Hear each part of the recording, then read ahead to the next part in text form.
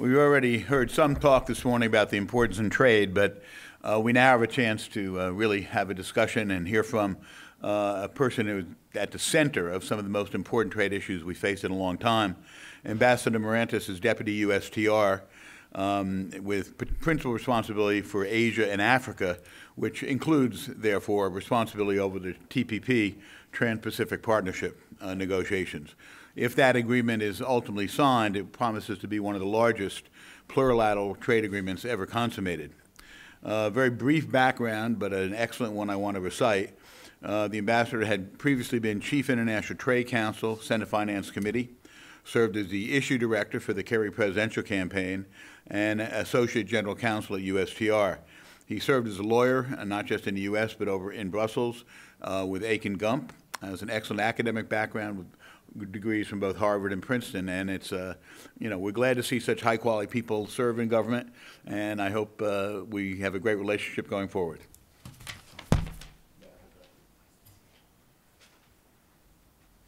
Hi, everyone. It's nice to be here today. I thought I would talk for maybe 5 or 10 minutes about sort of all of the things that are going on in the wonderful world of international trade, and then turn it over to you for questions. We have had a remarkable year, this year in terms of trade policy. Having completed with Congress 3 trade agreements, getting trade adjustment assistance done, renewing our trade preference programs for the developing world. Last year was really a high watermark in terms of the work that the administration and Congress did together on trade policy. There's so many amazing things going on in terms of as we look forward. And the one that I would like to spend a bit of time talking about this morning is the Trans-Pacific Partnership, but there are also a couple of other issues I wanted to touch upon. The Trans-Pacific Partnership is, as you all know, we call it the TPP, is a 9-country trade agreement that the U.S. is negotiating with Australia, New Zealand, Chile, Peru, Singapore, Vietnam, Brunei, and Malaysia. And the idea of the TPP is to be a high-standard 21st century agreement that really addresses issues that have never been addressed before in a trade agreement and respond to the challenges that we face today, that our exporters face today in international trade. The last time, the trade agreements that the U.S. has done, including the ones that Congress passed last year with Korea, Colombia, and Panama, were done pursuant to negotiating objectives that Congress gave the administration back in 2002. All of you in this room know better than anybody how much the world has changed since 2002. And one of the key things that we were trying to accomplish are trying to accomplish in the TPP is to make sure that the objectives that we pursue in this trade agreement really are responsive to the challenges that you face. And one of the areas I think that is most salient in this regard is in the area of electronic commerce and data, where we are pursuing in the TPP things that we've never done before to respond to challenges that that we've seen come up that have in some way inhibited the delivery of cloud computing services, social networking services, et cetera. And let me give you a couple of examples of what we're trying to do. One of the things we're trying to do in the e-commerce space is to ensure that there's no discrimination against digital products. This is something that we've done in past trade agreements, but we are reaffirming it here, is to ensure that when you're supplying, books or music or whatever electronically, that governments don't place artificial distinctions or restrictions on the basis of where the digital product is from, nationality-wise. A second key goal that we're trying to accomplish in TPP, and this is a bit of a challenge, is to ensure the free flow of information. And what I mean by that is in a trade agreement, countries undertake commitments to allow the provision of services. But given that so many services are provided electronically, if you're not able to ensure that the information is flowing to your customers and to your consumers, it's hard to be able to provide that service. So we're trying to enshrine an obligation in the TPP that ensures the free flow of data so that there aren't artificial restrictions placed upon information flows in the form of, for example, blocking websites.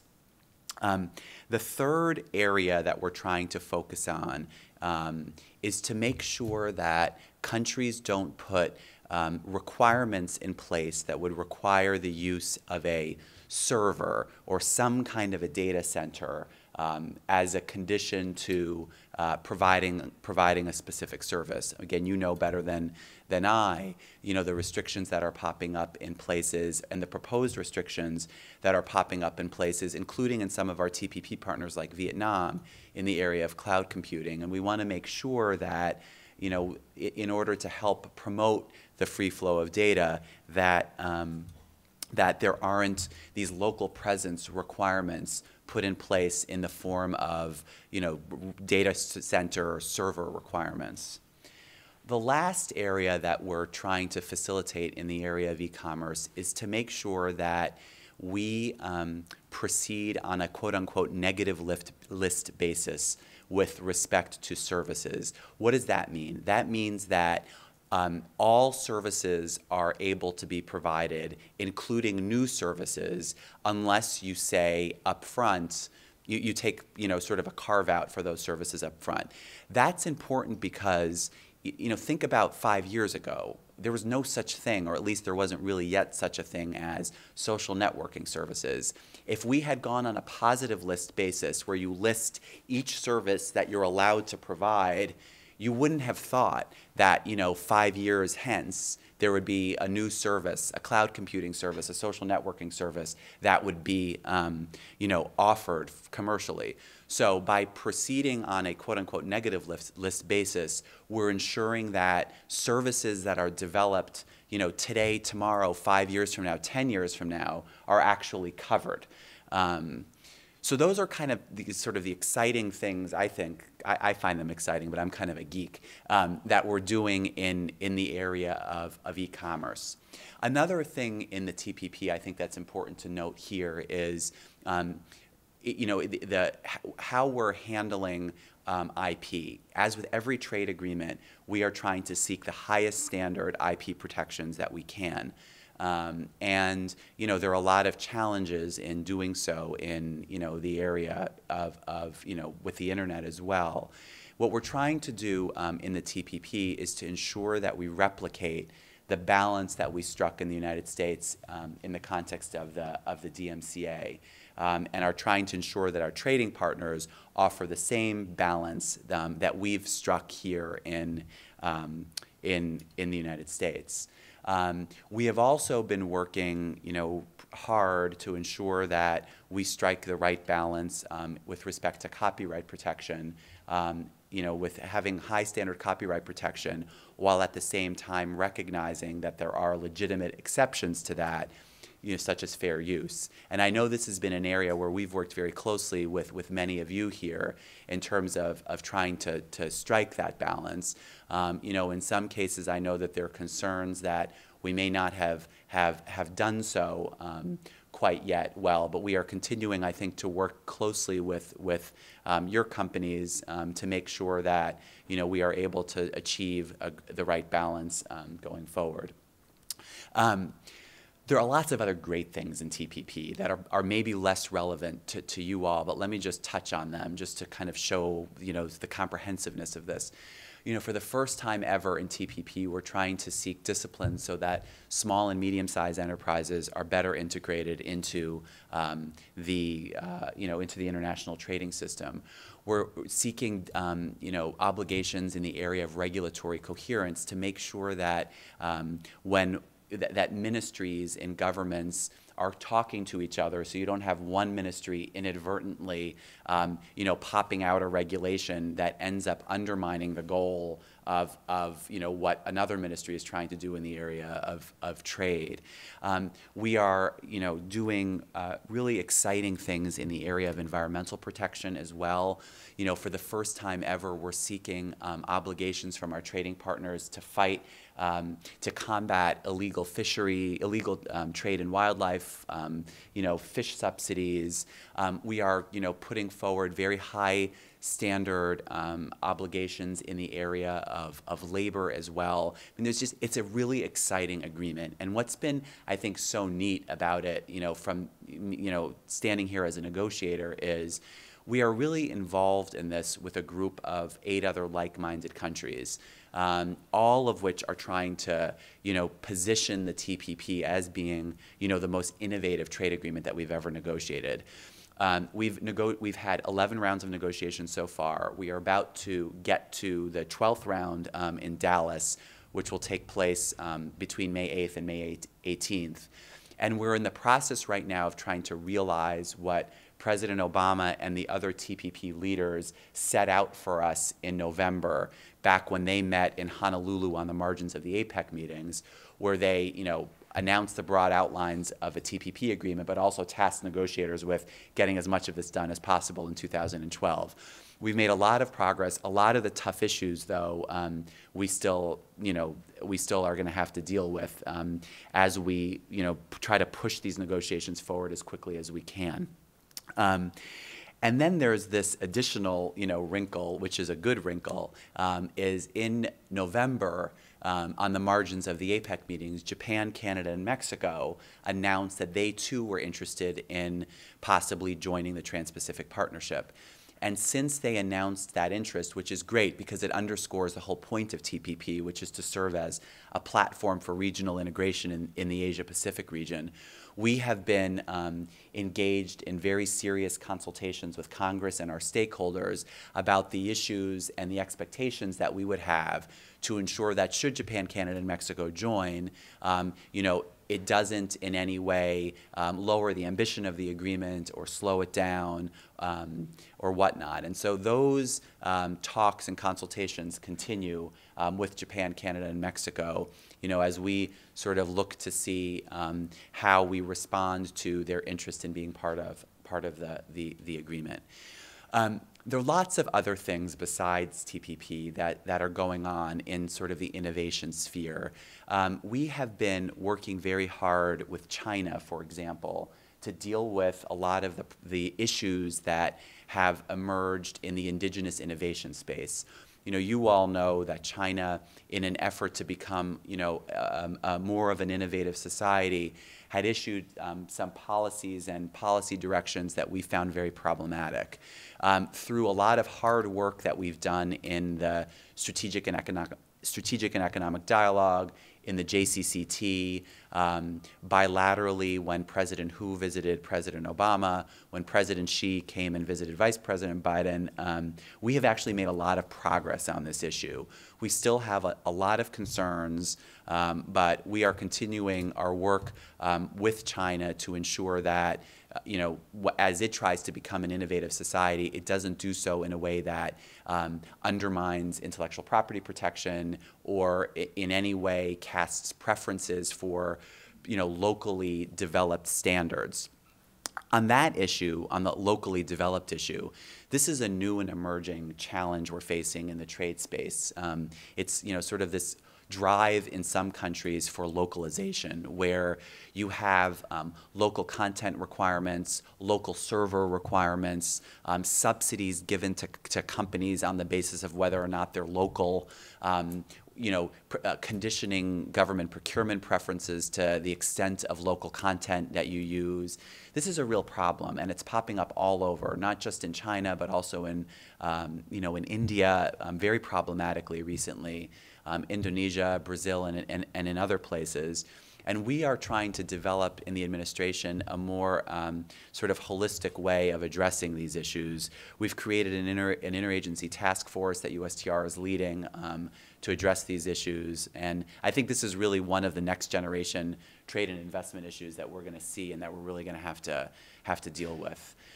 There's lots of other great stuff going on, in trade that I can talk about if you're interested in our trade relationship with Africa, things that we're doing in the WTO to try to advance a plurilateral agreement on services, initiatives to help develop an information technology agreement, which I'm happy to go into, but I don't want to monopolize the time. I want to make sure that we have ample time to hear what's on your mind and see if I can answer any questions. So with that, let me pause there and turn it over to you. Okay, thank you. I'll start it off if I can. First of all, I want to thank you very much. We have clearly seen, I think, within the administration and the USTR, more understanding and attempt to reach out and understand, the significance of the internet industry and how important good trade rules are. But in the interest of frankness, we'll also say it's come kind of late, and we have a long history of not, I think, and bipartisan different administrations not recognizing how powerful and growing an industry we are, and so you'll have a Tech Trade Advisory Committee on some little part of the economy, and here we are, a huge percentage, and there isn't one, for example. I know during the ACTA debate, Ambassador Shapiro and I had some important talks, and really I think made some great progress on ACTA, but it still kind of didn't wind up exactly where a lot of us wanted. So I really want to applaud the movement. I guess a couple points I'd like to make in the IP world. It is to stress how important it is when negotiating this to recognize the different kinds of IP, and that one-size-fit-all set of trade rules may really not work well between trademarks, patents, copyright, et cetera. And we talk about counterfeiting in the ACTA agreement. I think there was an attempt to try to do too much in the definitional terms and indigenous innovation, boy, I'll tell you, we are all for what you can do on that. But when you say the highest standard of IP protection and properly in the same sentence said we want balance, there's a conflict there. We don't want, our system is a genius, we think, in our industry because of the balance. And yet I think for several decades, USTR, in fact, we were probably part early on of creating this sense that we need more IP because there is void of IP in the rest of the world. But it's no longer we need more IP, we need smart, balanced, clever IP. And so what you're doing now in terms of reaching out for that balance in TPP is just overdue and very welcome. So just put at kind of where we go from here is what's important. And I think we're very pleased that the administration has really seemed to grapple now with the reality of how important it is to deal with some of these issues. So my speech, I'll stop. Yeah, let me echo Ed's appreciation for you taking the time and working with us here. Let me follow up on his question. One of the things that there's an increasing body of work being developed on is, if you think in a 19th century context, trade barriers had everything to do with quotas and tariffs and ship of lading, shipment, movement of physical cargo, and were they unionized ships, or where was the ship registered? I mean, it went on and on and on, ways to have barriers to trade in the bricks and mortar world. In the 21st century economy, and assuming we survive to a 22nd, there's really, following on Ed's point, an emerging model where you could have electronic barriers to trade in a new economy, an internet economy, an electronic commerce world, where everything from privacy regulation to internet censorship to even where a data center, where the data in a cloud must physically reside, what rules of law apply and don't, really threaten the risk that, particularly this country, that has such a lead in technology and data innovation. I mean, there are no companies emerging from the European economy that are trailblazing on the internet the way you have out of Silicon Valley and the Route 29 corridor and all the places where this fabulous innovation comes from in this country. To what extent do you see the USTR beginning to turn its attention to these tech rules and regulations and policies that are particularly being driven globally by Brussels, being a place that the administration is turning significant attention to, so that we don't wake up one day and sort of have a collective, oh no, gee, if only we'd paid attention to that? Yeah, I think a lot of the issues, that the list that you just raised, I mean, these are, you know, it's interesting. These are emerging issues. They've actually emerged in so many different jurisdictions that we're seeing now. I think that's why in TPP we're trying to set kind of a template for how to deal with some. And we're definitely not addressing all of the issues that you raised, but like, you know, for the free flow of data, and to make sure that you don't have to have a server in a particular jurisdiction. I mean, there is a very strong role for trade policy in a lot of these areas. It's interesting in the privacy space. I don't spend, I mean, time on my own personal self on privacy issues that much, but you know, if you think about a few years ago, there was, I think there was not a disconnect, but sort of a divorce between privacy policy and trade policy. And I still think that there is a role, I mean, that you know, trade negotiators aren't going to negotiate on privacy, but we also want to make sure that what happens in the privacy sphere doesn't pose unintended barriers in the you know, sort of the free flow of trade online. And so a lot of the issues that had emerged with the emergence of the internet, that were kind of, I don't want to say stovepiped, but that were dealt with in different spaces, are now starting to converge even more. You know, on privacy, APEC for the first time actually, you know, worked on privacy related issues, again, to ensure that legitimate privacy regulations don't have the unintended consequence of inhibiting trade. So there's a lot more work that we can and will be doing in this area, but I think what we're doing in TPP is I think an important start, and will lay kind of a template for how to address these issues outside of the TPP context as well. Is there current work going on with the EC on this privacy manifesto coming out of Brussels? This is going to sound like a punt, but I don't work on Europe issues. I spend my time on Asia and Africa, so I don't have a reasoned answer for you on that. But I can, you know, check back with my colleague who does and get back to you on it. I'd like to focus on Mexico.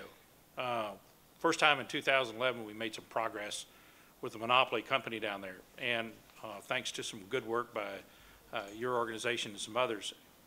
It's good news to hear they want to have this trade relationship with the United States, but we've got to open the doors, because there's lots of our companies that want to do business down there need competitive network. So any comment? I know that's not your jurisdiction, but Mexico would be huge. Canada's made great progress, a lot of activity between us and Canada, but those are two huge markets for our industry, not only domestic U.S., but Canada and Mexico.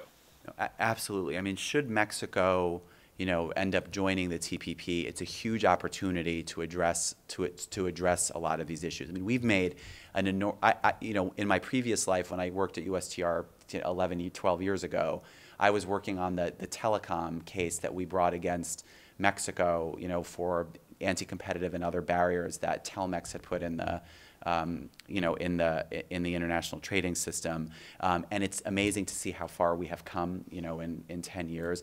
But there's a lot more that we can do, as you point out, in Mexico, and a lot of the things that we're negotiating in TPP. One thing I didn't mention, which is very relevant in this case, is one of the things we're doing in TPP that we've never done before is we are working on obligations that affect state-owned enterprises, because you all know, you know, again, better than I, the competitive distortions that state-owned enterprises have put in the international trading system, whether it's by getting preferential treatment in the courts, or preferential treatment, you know, in terms of subsidies, or you know, benefiting from non-commercial financing, or whatever it is. We're trying to address that in the TPP, and I think there are markets out there that this would be, I think, a very valuable, you know, a valuable way of helping to level the playing field between public competition between the private sector and state-owned enterprises.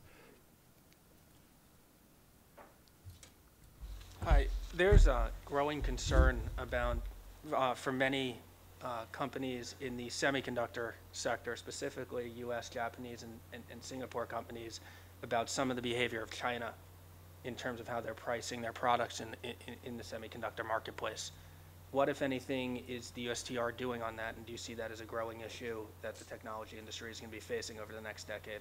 I mean, it's a growing issue, and it's something that, whether it's in the semiconductor space or otherwise, we're seeing similar concerns that are popping up.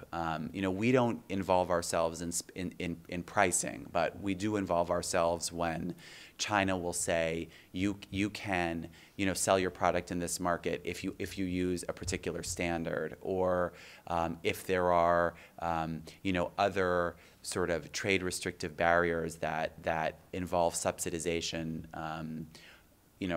or similar tools that China has used before. We have been making, I think, very real and tangible progress with China, but there are a range of issues that are really problematic and that continue to pop up, whether it's in the steel sector, the semiconductor sector, or whether it's in the online space as well. And that's why what we do with China is we painstakingly use the dialogues that we have, whether it's the Strategic and Economic Dialogue or the Joint Commission on Commerce and Trade, to make progress on the whole range of issues. Sometimes we make we make great progress, like on indigenous innovation. Other times the progress can be painstakingly slow or not. And the other tool that we use with China is, should our dialogues not work, we have the WTO dispute settlement system there that we have not been afraid to use to deal with the range of problems that exist in the Chinese market, in the agriculture sector, in the industrial sector, as well as in the services sector. So it's a sort of a long answer to a more direct question, but this is very much on our radar, and it's part of our part of the range of issues that we're working on with the Chinese. Let me follow up on the subject generally of internet freedom, which has a big commercial component, as e-commerce trade, and the tendency to perhaps people to use political rationale, even if not the motive, but also the motive, to interfere with the internet world. And we have country after country that is, from Iran and now Pakistan, we recently had a little dust up. Part of the question, I guess, how do you juggle with the State Department's goal of promoting internet freedom and the trade role? There's both the political and the economic component going forward. I wish it was just a trade issue in a way, but it's obviously got that other component. And I'm just thinking how we should work with both agencies. We'll obviously do so, but how you're working together and how we should work with both of you would be useful. Yeah, I mean, there are certainly very serious non-trade elements to restrictions that we see in certain markets, as it relates particularly to blocking of websites. We work very closely with the State Department in terms of trying to coordinate. I mean, there are very different policy issues that we deal with and they deal with. But I think my advice in terms of how is, we serve, USTR serves as the coordinating body in the government for the trade and investment issues, and state, on the other, human rights and internet freedom issues, plays obviously a leading role there too. So come to all of us, and we'll help. We will. We're the government. We'll help. In this case, we really need the government to help, because we've been saying for several years, companies, no matter how big they are, can't fight governments. We need our government to play a football metaphor. You're our offensive line. We can't carry the ball unless you guys are out there protecting our ability to run a play. So with that, if there's no last question, I will thank you very much. Thanks, Great. everyone. Appreciate you being here.